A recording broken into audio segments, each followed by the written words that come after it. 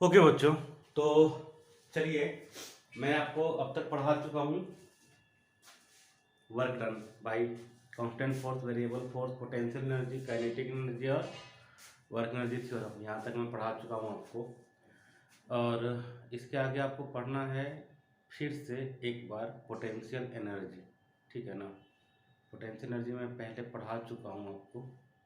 आप वीडियो शायद देखे होंगे, नहीं देखें तो जाके देख लीजिएगा। मैं अभी आपको दोबारा से एक बार पोटेंशियल एनर्जी बताने वाला हूँ। ठीक है, शुरू करते हैं फिर। देखिए,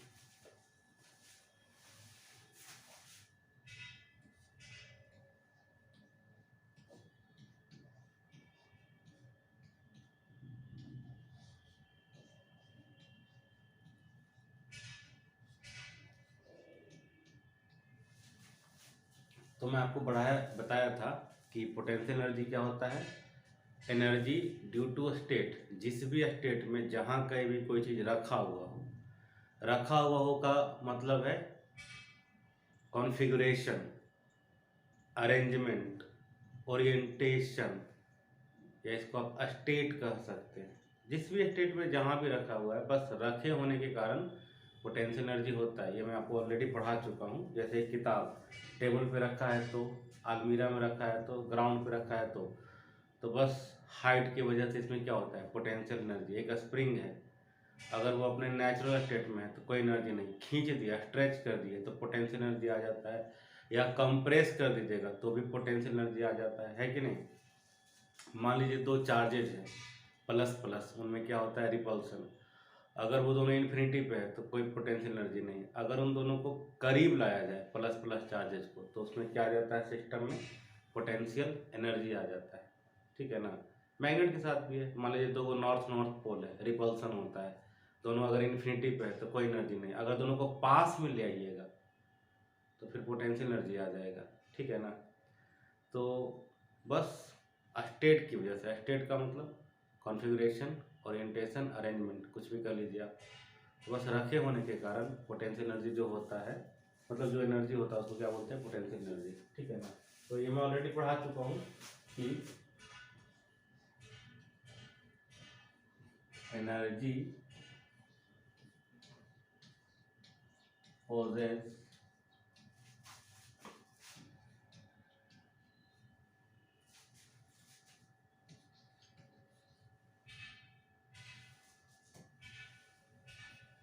energy possessed by a particle or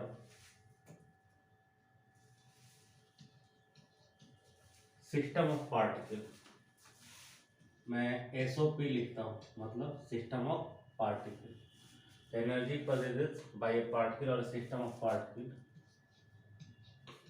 due to its state, या इसको क्या समझिए आप, पोजीशन, या इसको क्या समझिए आप,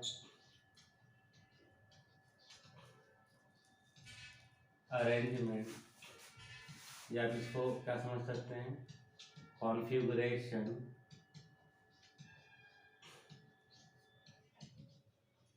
या इसी को आप समझ सकते हैं क्या, ओरिएंटेशन,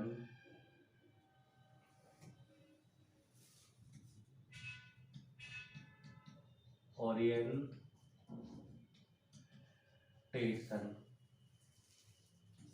इन सब का एक ही मतलब है। ठीक है ना। Energy possessed by a particle or system of particle due to its state, energy possessed by a particle or a system of particle due to its state, position, arrangement, configuration, orientation in a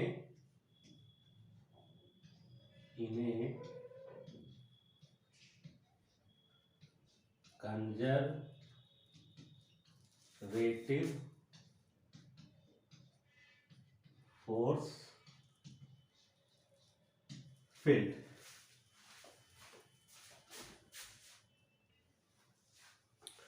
मैंने आपको पहले भी बताया था बच्चों कि mathematically है ना, मैथमेटिकली आप इस चीज को ऐसे लिखते हैं,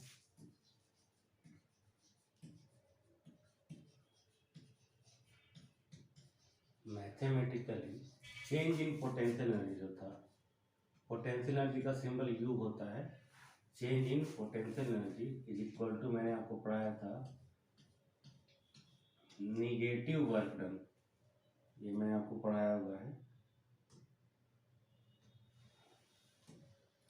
इसका मतलब था कि change in potential energy is equal to negative work done by internal conservative force. इसका मतलब है बच्चों, change in potential energy is equal to negative work done by internal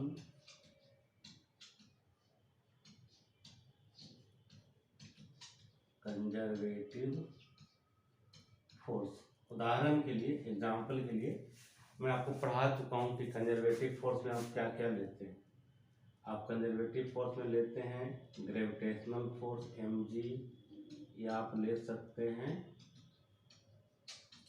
spring का फोर्स, या आप ले सकते हैं कोई इलेक्ट्रोमैग्नेटिक फोर्स। ये मैं आपको इससे पहले वाले लेक्चर में पढ़ा चुका हूँ, पोटेंशियल एनर्जी वाले में। दोबारा इसलिए पढ़ा रहा हूँ कि कुछ एडिशनल चीज़ें बताऊंगा आज मैं, इसलिए पढ़ा रहा हूँ। ठीक है, तो ये आप नोट कर लीजिए। ठीक है, अब आपको आगे का कहानी बताता हूँ। अब नया क्या आपको मैं बताने वाला हूँ, सो समझो। मैं आपको ऑलरेडी पढ़ा चुका हूँ वर्क एनर्जी थ्योरम, पढ़ाया हूँ ना, मैं आपको पढ़ा चुका हूँ वर्क एनर्जी थ्योरम। ठीक है,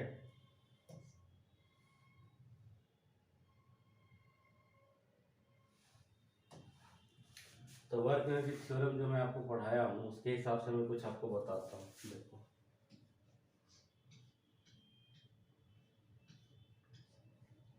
ये वर्क एनर्जी थ्योरम है, ठीक है ना, तो पूरा ही लिख देता हूँ।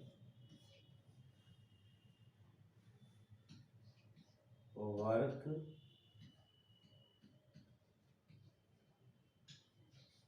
एनर्जी थ्योरम के अकॉर्डिंग मैं आपको बताता हूँ क्या है। मान लो एक पार्टिकल रखा हुआ है, ठीक है ना, इस पर दो गो फोर्स आपको कंसिडर करना है, जस्ट दो गो, ठीक है ना। एक फोर्स है मान लीजिए एक्सटर्नल, और दूसरा फोर्स है इसके इक्वल एंड अपोजिट, ठीक है। उसका आप कोई सा भी फोर्स ले लीजिए, स्प्रिंग फोर्स, ग्रेविटेशनल फोर्स या इलेक्ट्रोमैग्नेटिक फोर्स, कोई सा भी आप कंसिडर कर लीजिए, ठीक है। ये आपका FC लिखिए, FC का मतलब है कंजर्वेटिव फोर्स। क्या है बच्चों? कंजर्वेटिव फोर्स, ठीक है। ये मैं इसके बगल में लिख दे रहा हूँ, FC का मतलब है इंटरनल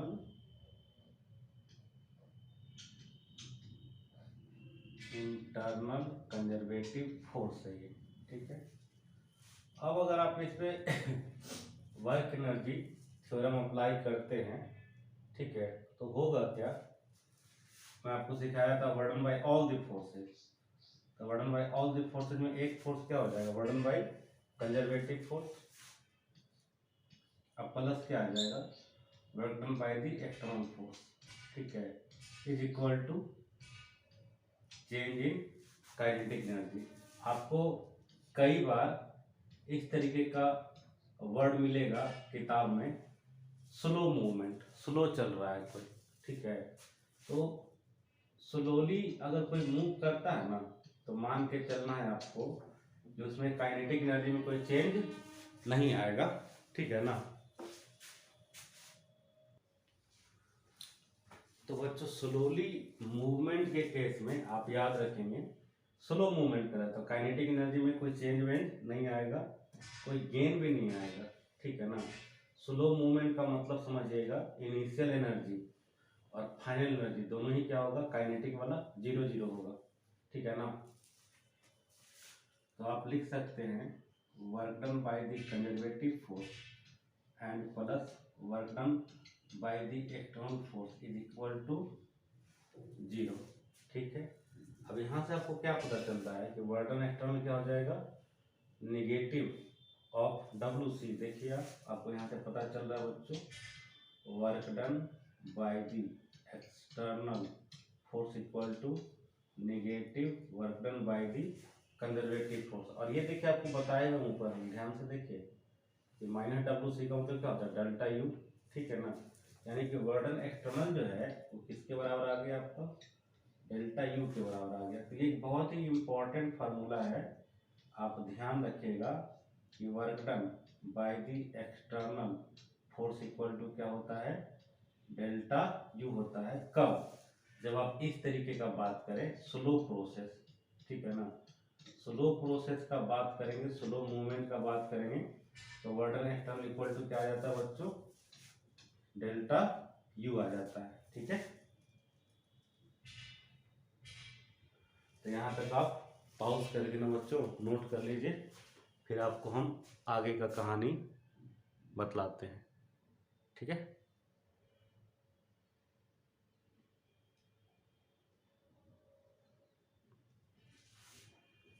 चलो आगे बढ़ते हैं।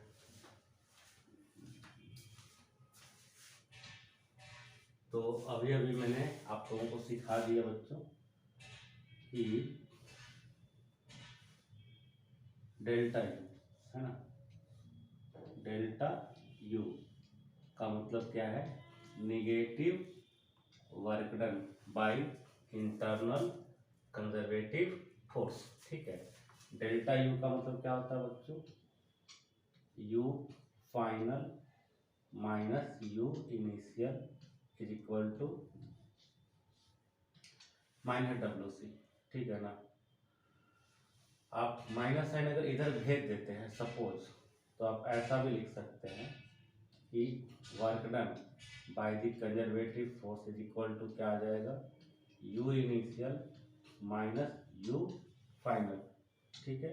देखो मैं कोई नई बात नहीं बता रहा हूँ, ये कोई नई बात नहीं बता रहा हूँ, इसी को थोड़ा लेफ्ट राइट कर दिए, है ना।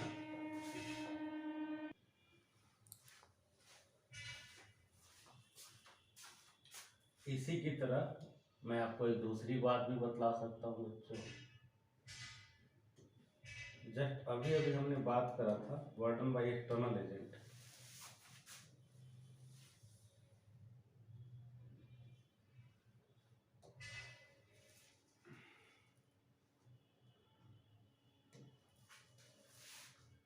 हमने जस्ट अभी अभी बात करा था बच्चों कि अगर आपका स्लो प्रोसेस है ना, स्लोली प्रोसेस अगर है तो आपका चेंज इन काइनेटिक एनर्जी कितना होता है, 0। इन दैट केस जस्ट अभी अभी बताए थे कि work done by the external agent आएगा आपका डेल्टा यू, यानी कि work done by external agent क्या आ जाएगा, you final minus U initial, ठीक है ना।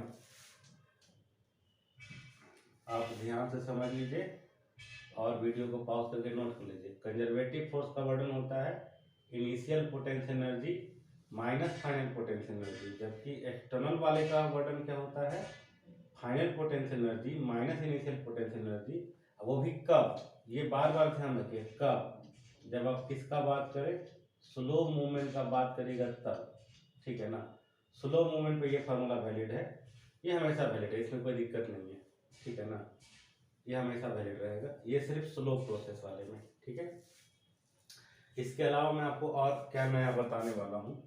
कंजर्वेटिव फोर्स मैं आपको पहले ही बता चुका था। कंजर्वेटिव फोर्स आपको शुरुआती लेक्चर्स में मिल जाएगा, वर्डन वाले में मैं पढ़ाया था। ऐसा वर्डन फोर्स, एक्चुअली ऐसा फोर्स जिसका वर्डन पाथ से इंडिपेंडेंट होता है, पाथ पे डिपेंड ही नहीं करता, वैसे फोर्सेस को आप क्या बोलते हो, कंजर्वेटिव फोर्स, है ना। उसका वर्डन सिर्फ इनिशियल और फाइनल पोजीशन पर डिपेंड करता है, बीच के किसी भी पोजीशन पर डिपेंड नहीं करता। राउंड ट्रिप में वो 0 वर्क करता है, ठीक है। जैसे कि mg स्प्रिंग फोर्स और आपका इलेक्ट्रोमैग्नेटिक फोर्स, ये मैं आपको पढ़ा चुका हूँ, ठीक है। तो कंजर्वेटिव फोर्स का पोटेंशियल एनर्जी के साथ एक बहुत ही गहरा रिलेशनशिप है, वो मुझे आज बताना है, ठीक है ना। देखिए मैं आपको इसी पेज में बता दे रहा हूँ, रिलेशन बिटवीन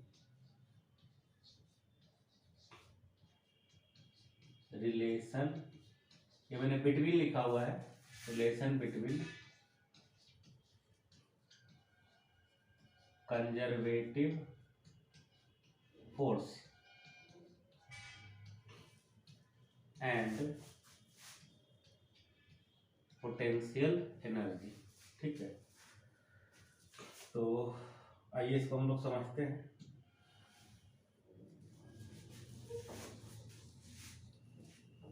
ये रिलेशन है ना, इसी से आ जाएगा सब कहानी, ठीक है ना।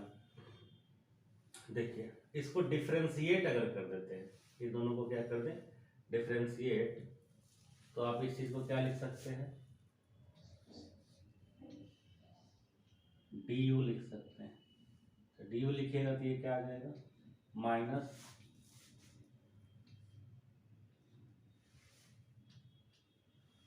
माइनस डी डब्ल्यू सी, ठीक है ना। डिफरेंशिएट कर दिए हैं, ठीक है। अब देखो इसको ऐसा लिख सकते हैं, डी वी इक्वल टू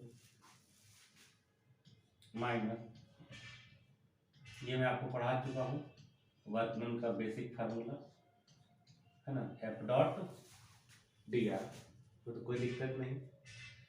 फिर आप देखो इसको ऐसा लिख सकते हैं, minus F X into D X, ठीक है, और F Y into D Y plus F Z into D Z, ठीक है। ये आपका हो गया वेक्टर, आपको पढ़ाया थे डॉट प्रोडक्ट, उससे बता दिए हैं। फोर्स का 3 कंपोनेंट होता है, एक्स में, वाई में, जेड में, और डिस्प्लेसमेंट का भी 3 कंपोनेंट, एक्स में, वाई में और जेड में, ठीक है।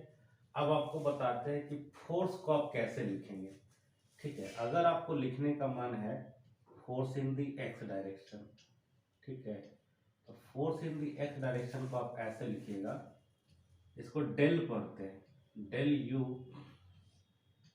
बाई डेल एक्स, ठीक है ना। ये जो सिंबल है इसको बोलते हैं पार्शियल डिफरेंशिएशन। ये क्या है, पार्शियल डिफरेंशिएशन, ये मैं लिख दे रहा हूँ, ये partial differentiation of U with respect to X, इसका मतलब है partial differentiation of U with respect to X. Partial differentiation differentiation से ज़्यादा आसान होता है, क्यों, क्योंकि इसमें अगर नीचे एक्स है, इसका मतलब वाई जेड बदलेगा नहीं, ठीक है ना। इसका मतलब ये होता है, मीनिंग लिख रहा हूँ, पार्शियल डिफरेंशिएशन का मीनिंग, मैं इसका मीनिंग लिख रहा हूँ। इसका मीनिंग ये है, मीन्स कि यहाँ पर जो x होगा ना, x रहेगा वेरिएबल, लेकिन यहाँ पर y और z ये दोनों क्या माना जाएगा, कांस्टेंट माना जाएगा, ठीक है। यहाँ पर एक माइनस साइन भी है, ठीक है। ऐसे ही सोचिए दूसरा कंपोनेंट को आप क्या लिख सकते हैं, एफ वाई क्या हो जाएगा, minus del U upon del Y. अब ये पूरा लिखूं या आप समझ रहे हैं, इसका मतलब है partial differentiation of U with respect to Y. लो लिख दे रहा हूँ एक बार और, इसका मतलब है partial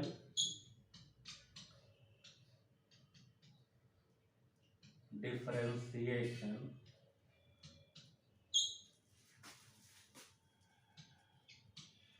of u with respect to y। ठीक है, इसका क्या मतलब है? इसका मतलब होगा y वेरिएबल है, इसका मतलब है y क्या हो जाएगा? वेरिएबल, और इसमें x और z क्या रहेगा? कांस्टेंट रहेगा। अब आप समझ गए होंगे। तीसरा जो कंपोनेंट हम लिखेंगे उसको क्या लिखेंगे? Del U upon del Z, ठीक है ना? तो उसको क्या बोलिएगा? Partial differentiation of U with respect to Z. उसमें जेड वेरिएबल होगा, बाकी क्या हो जाएगा? कांस्टेंट हो जाएगा, है ना?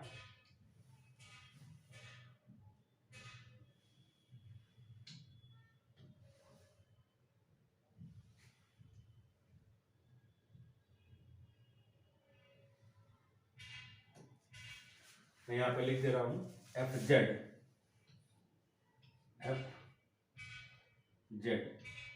का मतलब होगा minus del U upon del Z,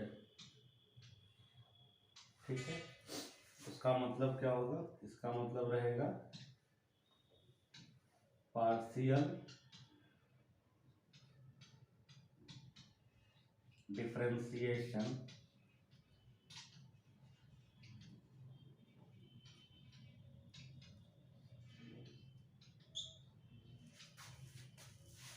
of u with respect to z। इसका मतलब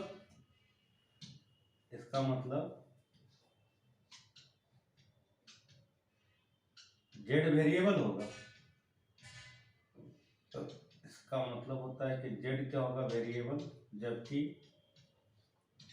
x और y ये दोनों कांस्टेंट रहेंगे।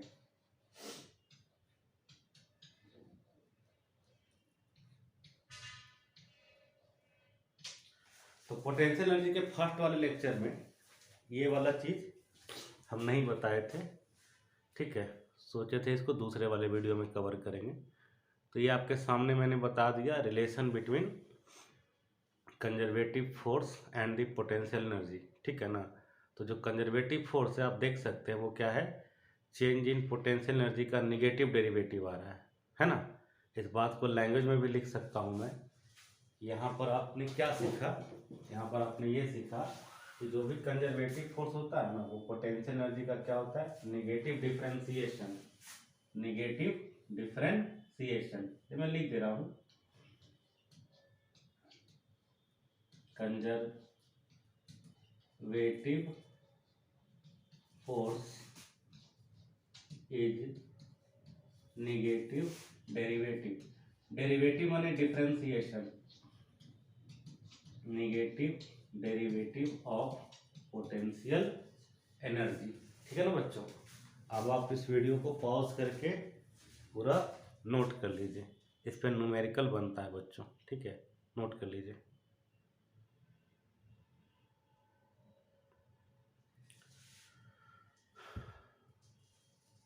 चलिए आगे चलते हैं।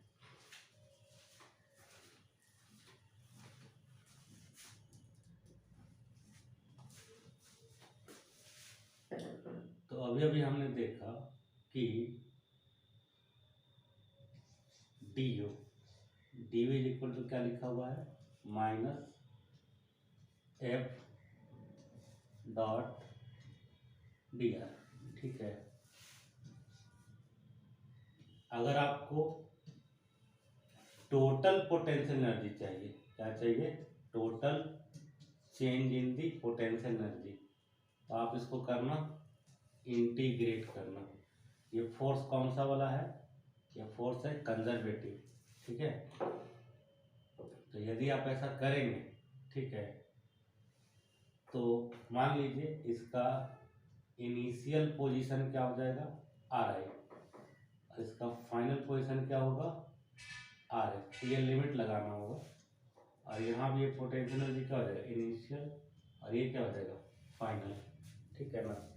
इसको यदि आप इंटीग्रेट करेंगे तो आपको लिखना होगा U final minus U initial, यानी कि delta U is equal to negative of यही work done by the conservative force, negative work done by conservative force from initial to the final position, ठीक है।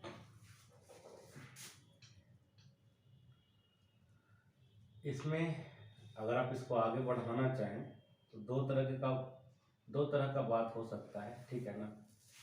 या तो ये फोर्स कांस्टेंट हो सकता है या तो वेरिएबल।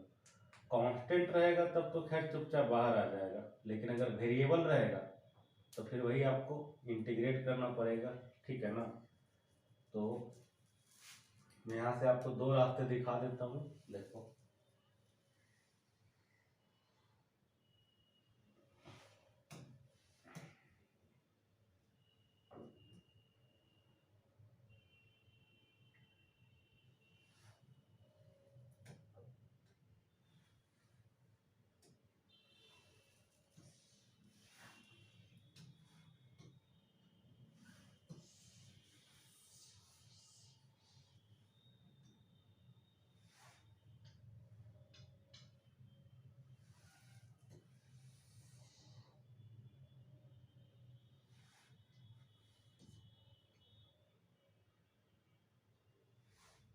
देखिए बच्चों, यहाँ से दो रास्ते हो सकते हैं, ठीक है ना।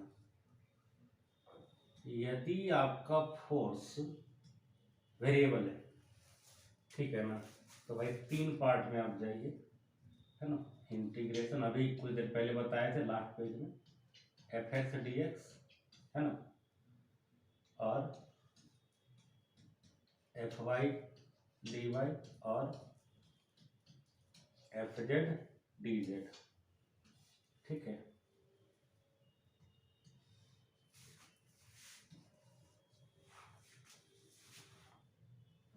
एक सेकेंड,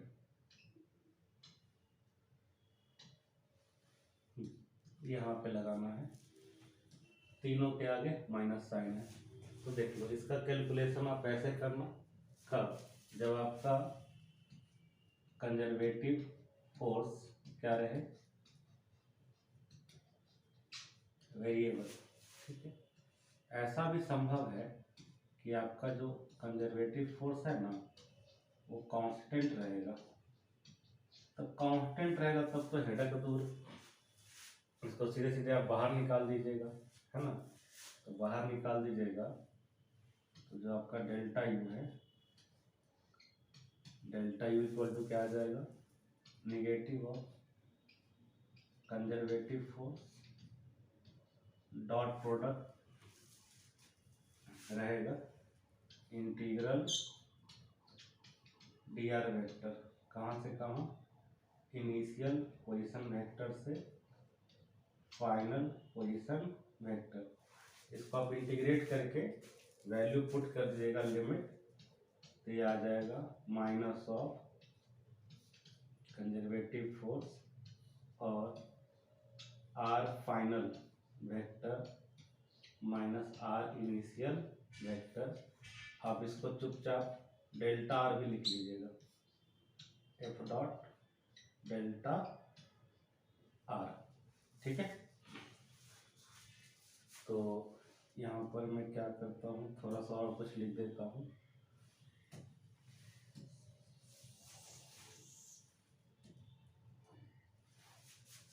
ये जो आप निकाल रहे हो क्या निकाल रहे हैं, बेसिकली डेल्टा यू निकाल रहे हैं।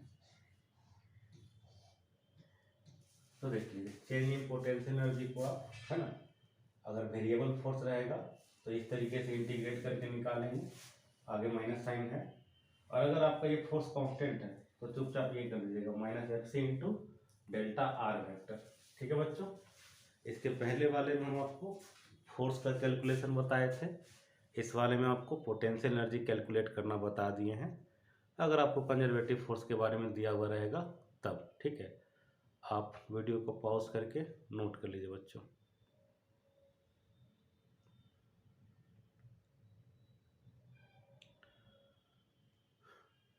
चलिए, हो गया, आगे बढ़ते हैं।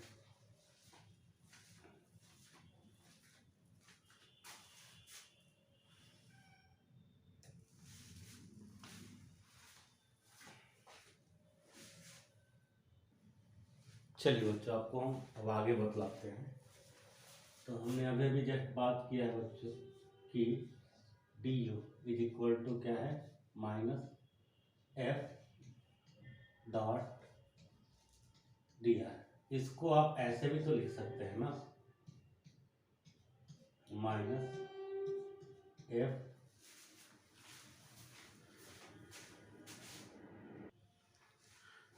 तो इसे आप इस प्रकार से भी लिख सकते हैं बच्चों, एफ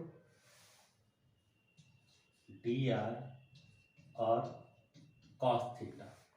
ठीक है, अब आप इसको दो तरह से देखिए, 1D मोशन के लिए और फिर 2D मोशन के लिए। ठीक है ना, तो बात अगर 1D मोशन का करें, ठीक है, यहाँ से मैं इसको दो पार्ट में डिवाइड कर देता हूँ। बात अगर किसका करें हम, 1 डायमेंशनल रेक्टिलिनियर मोशन का।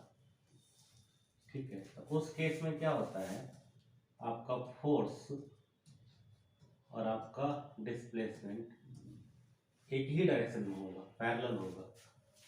इस सिचुएशन में आपका थीटा कितना हो जाता है बच्चों, 0 हो जाता है। तो आप लिख सकते हैं डी यू बराबर माइनस एफ और डी आर। तो एफ इज इक्वल टू कितना आ जा रहा है, minus D U by D are. इसमें कुछ नया नहीं है, जैसे आपने पढ़ा ये वही आ गया। ठीक, मुद्दे की बात यह है कि अगर आप 2D मोशन पढ़ रहे हैं, तो 2D मोशन यदि है, इसके केस में क्या होता है ना, फोर्स आपके इस डिस्प्लेसमेंट का पैरेलल नहीं होता है। इमेजिन कर लीजिए आप कि जैसे इधर आपने क्या लगा लिया, फोर्स लगा दिया, इधर आपका डिस्प्लेसमेंट है, अब बीच में ये कंपोनेंट निकालना पड़ेगा। इस तरफ जो फोर्स का कंपोनेंट होगा बच्चों, उसको आप क्या कहिएगा, एफ कॉस थीटा, या आप इसको एफ पैरेलल कह सकते हैं। कई लोग इसे ऐसे भी लिखते हैं, एफ आर मतलब फोर्स का वो कंपोनेंट जो डिस्प्लेसमेंट के पैरेलल है। ठीक है, इन दैट सिचुएशन आप ये लिख सकते हैं F cos theta equal to minus D U by D R. ये एफ कॉस थीटा बेसिकली क्या है बच्चों, ये एफ पैरेलल है, या इसको आप क्या कह लीजिए, एफ आर कह लीजिए, है ना, minus D U by D are.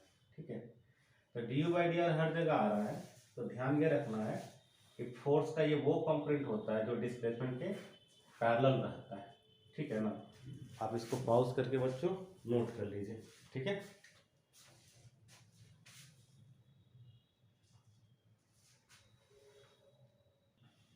चलिए बच्चों आगे बढ़ते हैं। जैसे एक सिंपल सा क्वेश्चन है, दिया हुआ है कि पोटेंशियल एनर्जी यानी कि यू इज इक्वल टू है के इंटू एक्स इंटू वाई, जहाँ पर कि के क्या है, कोई कांस्टेंट है। ठीक है, तो क्वेश्चन है फाइंड फोर्स, फाइंड फोर्स।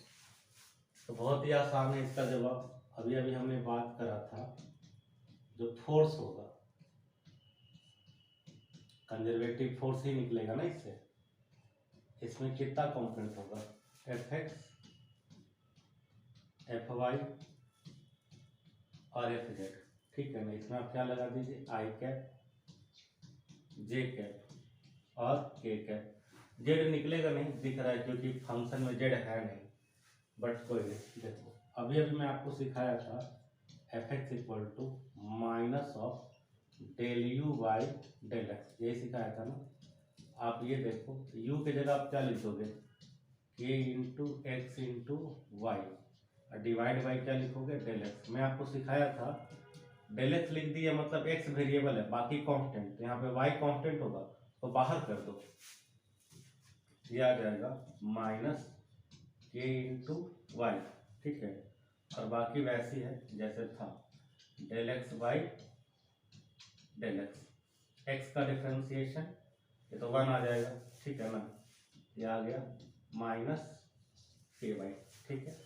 ऐसे ही आप एफ वाई निकालने की कोशिश करो, आ जाएगा minus del U upon del Y, तो माइनस डेल इंटू यू की जगह पे आपको क्या लिखना होगा, K into X into Y और डिवाइडेड बाई डेल वाई।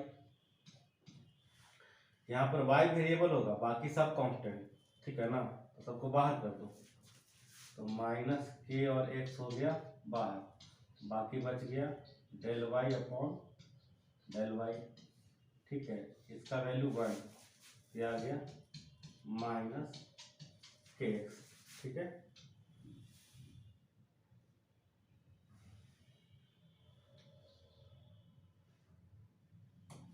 अब देखिए, अगर आप एफ जेड निकालने जाएंगे तो आपको कुछ भी हाथ नहीं लगेगा, क्योंकि आप लिखेंगे minus del U upon del Z लिखेंगे, क्या आ जाएगा बच्चों, minus del U into K into X into Y और बाई डेल जेड।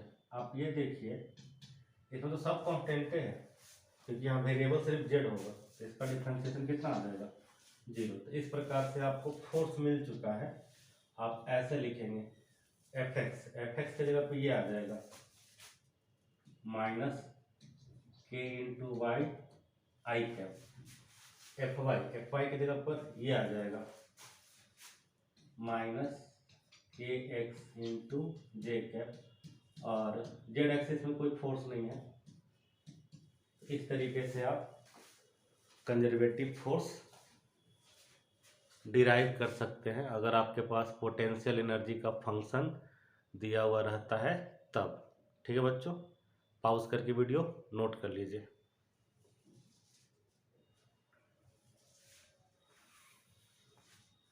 चलिए आगे चलते हैं। अब आपको एक हम तरीका बताते हैं जिससे आप ये पता कर पाएंगे कि कोई फोर्स कंजर्वेटिव है कि नहीं, ठीक है ना। तो मेथड टू आइडेंटिफाई दैट, इतना क्या लिखा है, method to identify conservative force, है ना, मेथड टू आइडेंटिफाई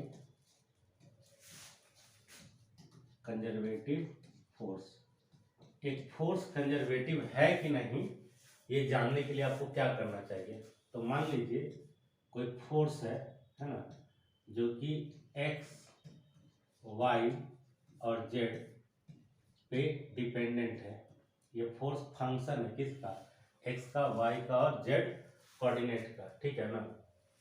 तो अगर वो कंजर्वेटिव होगा ना तो उसका कंडीशन है, देखो उसका कंडीशन ये है, del F X upon del Y is equal to हो जाएगा del F Y upon del X. Condition number 1, 3 condition impose करेंगे, ठीक है। इसका दूसरा कंडीशन, डेल एक्स वाई हो गया ना, एक्स जेड करो, del F X upon del Z is equal to del F Z upon del X, ठीक है। ये हो गया दूसरा कंडीशन। तीसरा कंडीशन, वाई और जेड को लिख लेते हैं, del F Y upon del Z is equal to del F Z upon del Y. तो ये तीन स्टेप में जाना पड़ेगा। अगर 3D में रहता, अब एक्स वाई में खाली रहेगा तब तो बच जाओगे। एक्स वाई में रहेगा तो खाली एक कंडीशन चूज किए, बाकी का कोई जरूरत नहीं पड़ेगा। मैं लिख के बता देता हूँ। मान लो इसमें जेड नहीं रहता, इसका जरूरत नहीं पड़ता, इसका भी जरूरत नहीं पड़ता, खाली इसका जरूरत पड़ता। ठीक है ना, ध्यान रखना। ठीक है, जैसे मैं एग्जाम्पल दे देता हूँ, समझ जाओगे कि मैं क्या कहना चाह रहा हूँ। जैसे क्वेश्चन है दिया हुआ है, एक फोर्स है बाबू माइनस के एक्स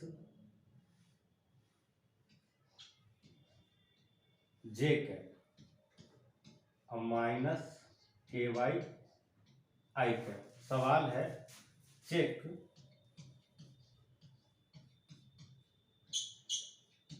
इज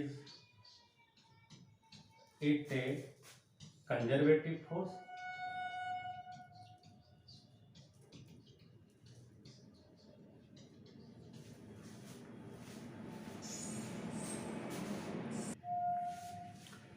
तो सामने देखो आप, इसमें इस वाले में जेड का कहीं नामो निशान नहीं है, तो ये और ये करने से बच गए। खाली इसको चेक करना होगा। तो LHS चेक करो, लिखा हुआ है del F X upon del Y.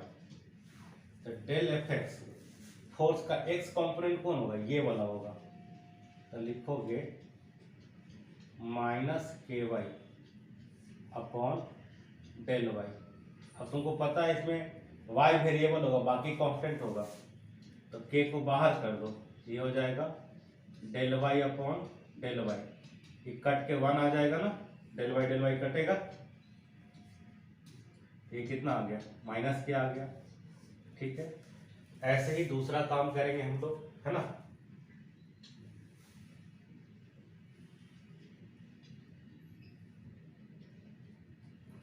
हम लोग चेक कर लेते हैं del F Y upon del X. ये देखो चेक कर रहा हूं, डेल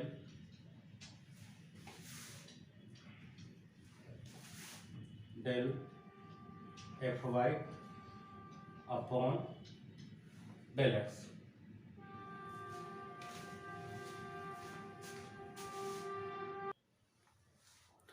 देखिए बच्चों, तो del F Y upon del X है ना।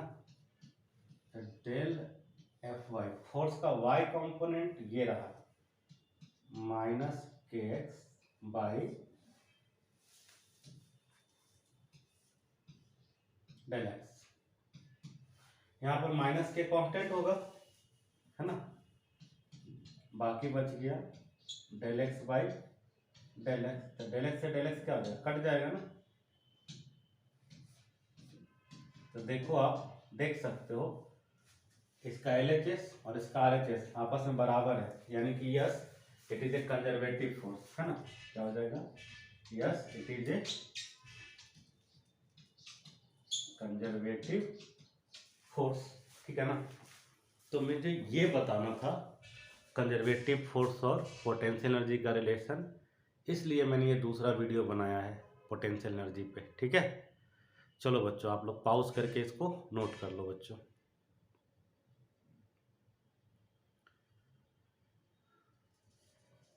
चलो आगे चलते हैं। क्वेश्चन कर लेते हैं। ठीक है, देखिए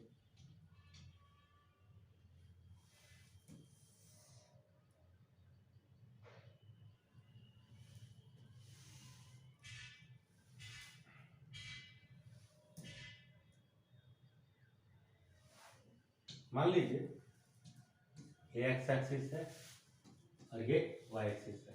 ठीक है, एक पार्टिकल जो है ओरिजिन से चलना शुरू किया है। ठीक है,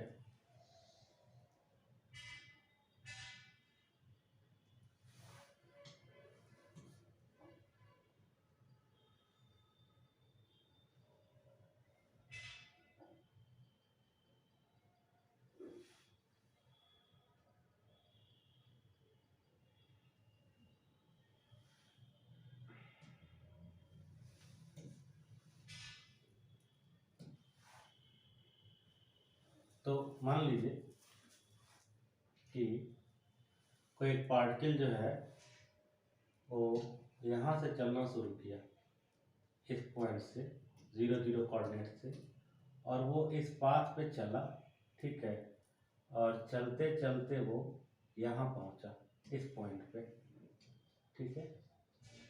इस पॉइंट का कोऑर्डिनेट आप मान लीजिए कि क्या है, A, A, ठीक है। फिर वो चलते चलते जो है यहाँ पहुँच गया इस पॉइंट पर। इस पॉइंट का कोऑर्डिनेट क्या हो जाएगा, A, 0।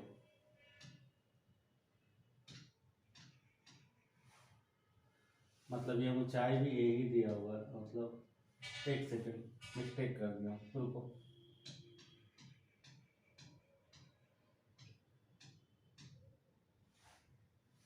इस पॉइंट का कोऑर्डिनेट एक्चुअली 0 होगा ना, A, 0 है ना। इस पाथ पे चलते हुए आया, फिर इधर गया, यहाँ पहुँच गया कहाँ, A, A कोऑर्डिनेट पे, ठीक है। तो हमें बताना है वर्क डन अगर फोर्स दिया हुआ है, if force equal to minus K Y I cap है, और माइनस क्या है, के एक्स जे कैप है, then find work done, then find work done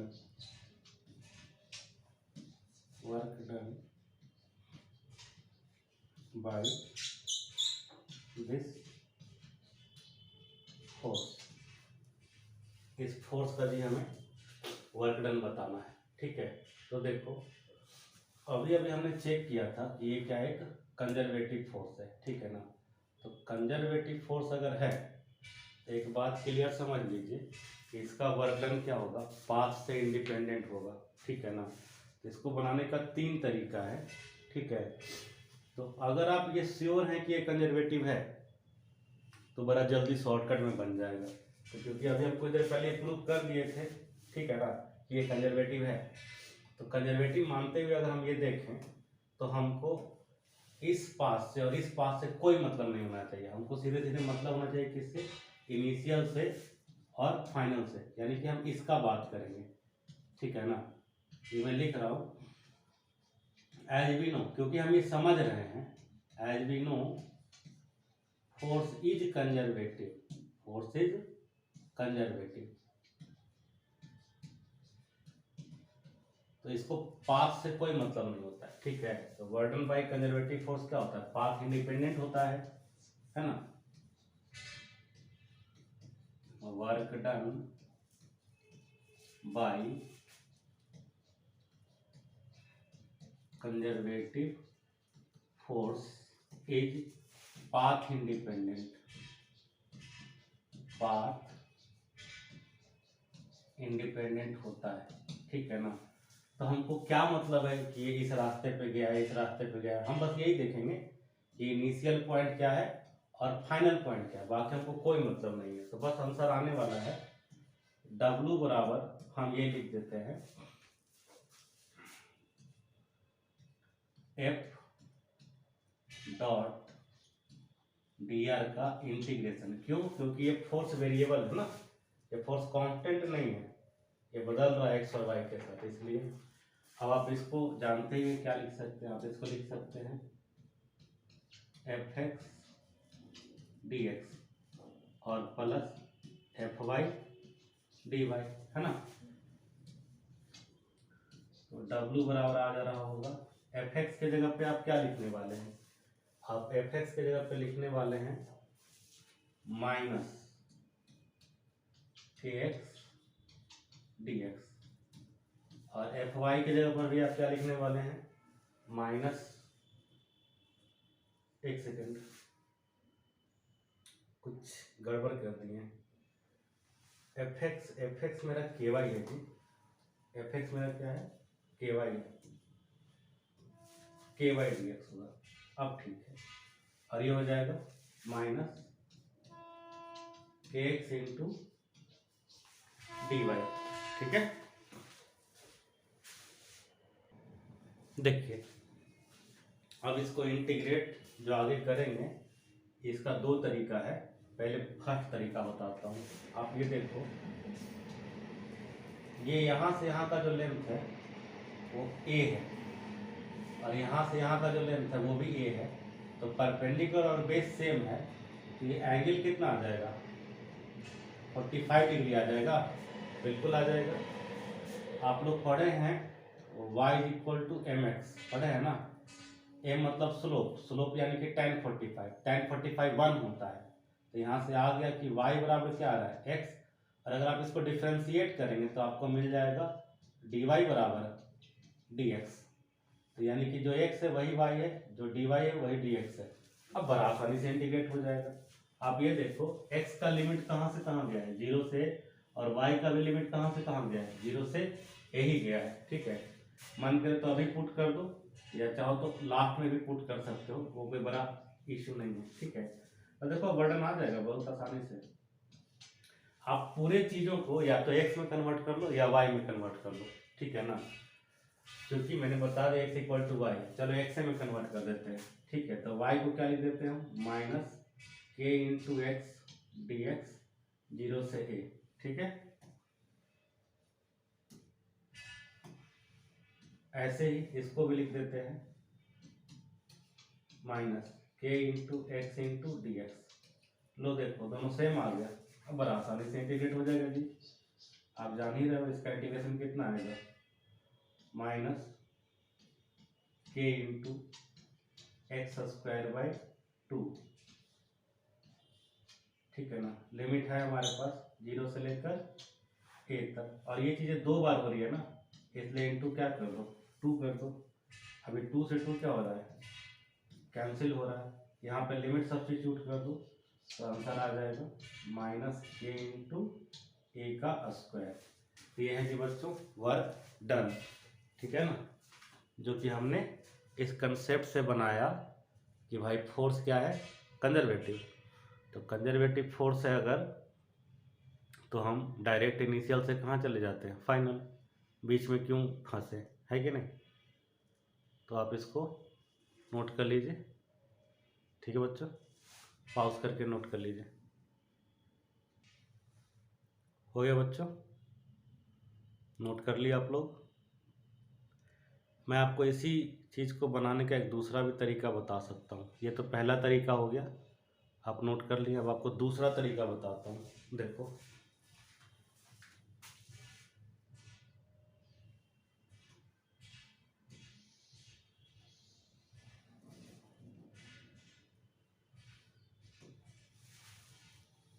मैं दूसरा तरीका बता रहा हूँ।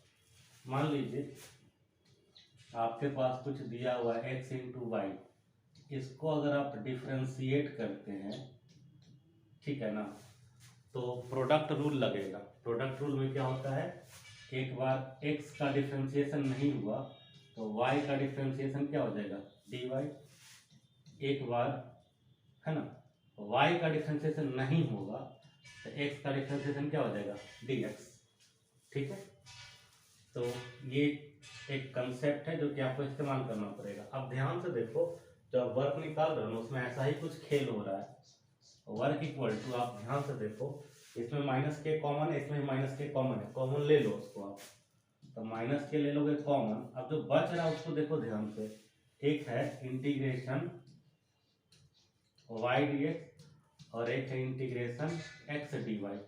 देखो ध्यान से, y dx x dy। ठीक है,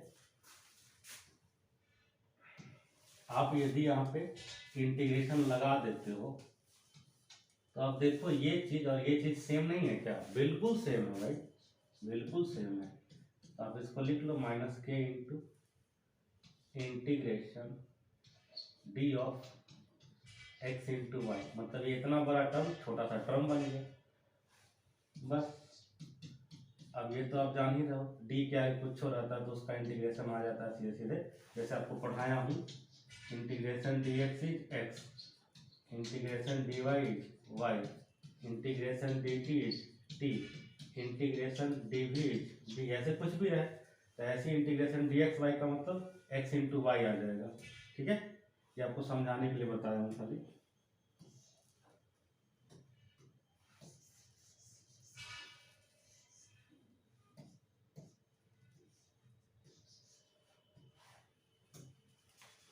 तो ये आ जाएगा x इंटू वाई। अब लिमिट देखो, जब शुरुआत में था तो क्या था, लिमिट 0 0, अंत में लिमिट क्या है a कॉमा ए।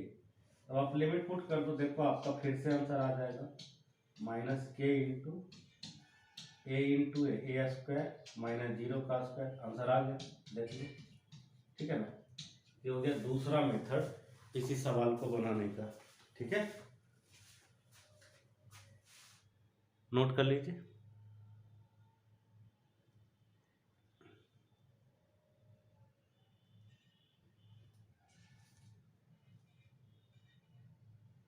चलिए आगे चलते हैं।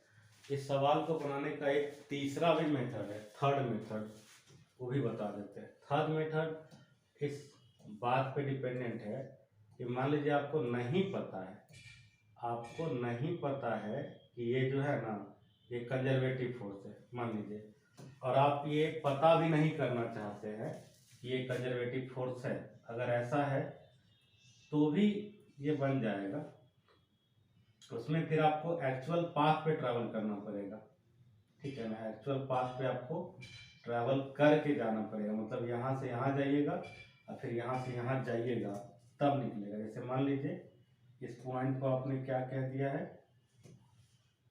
ए कह दिया, इस पॉइंट को आपने क्या कह दिया, बी कह दिया, तो इस पॉइंट को आपने सी कह दिया। ए से बी जा रहा है, बी से सी जा रहा है, ठीक है। तो हमें इसका वर्णन निकालना है, ठीक है, निकाल लेंगे।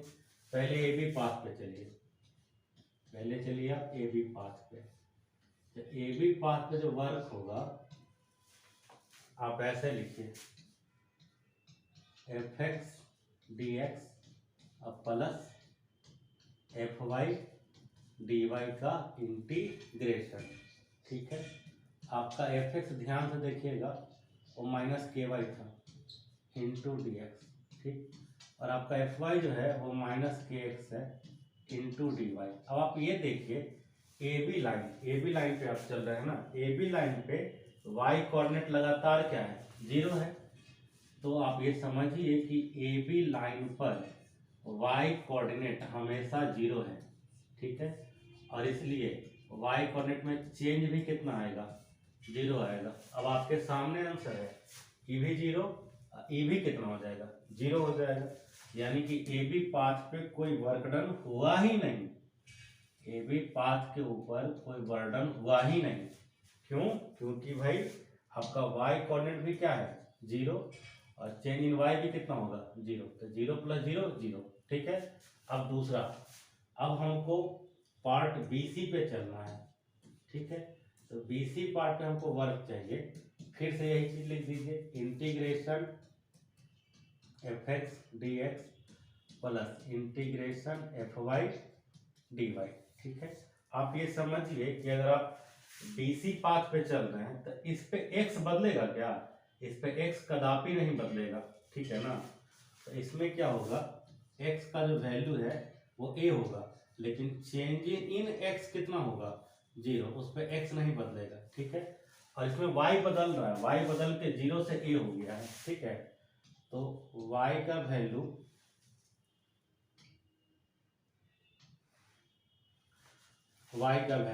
जो होगा ना, इंटीग्रेशन dy करेंगे तो वो कहाँ से कहाँ होगा, 0 से 1, यानी कि a के बराबर, ठीक है। ये दो इंफॉर्मेशन हमने कलेक्ट कर लिया, अब इसको हम यहाँ पे पुट करेंगे, ठीक है। तो w बराबर है एफ एक्स का मतलब माइनस के into y into D x, ये 0 हो जाएगा क्योंकि x में चेंज ही नहीं आया है। फिर आ जाएगा integration minus K x into D Y, इसी से आंसर आने वाला है।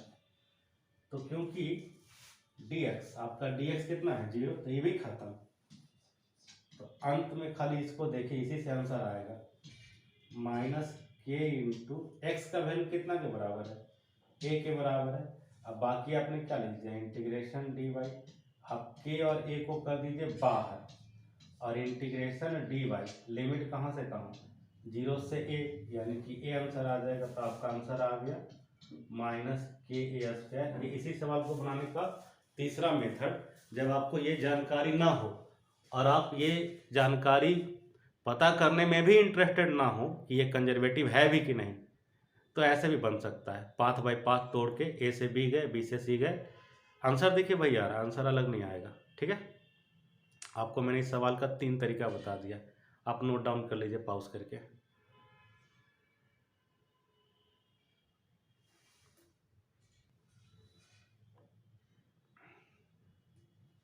चलिए आगे चलते हैं।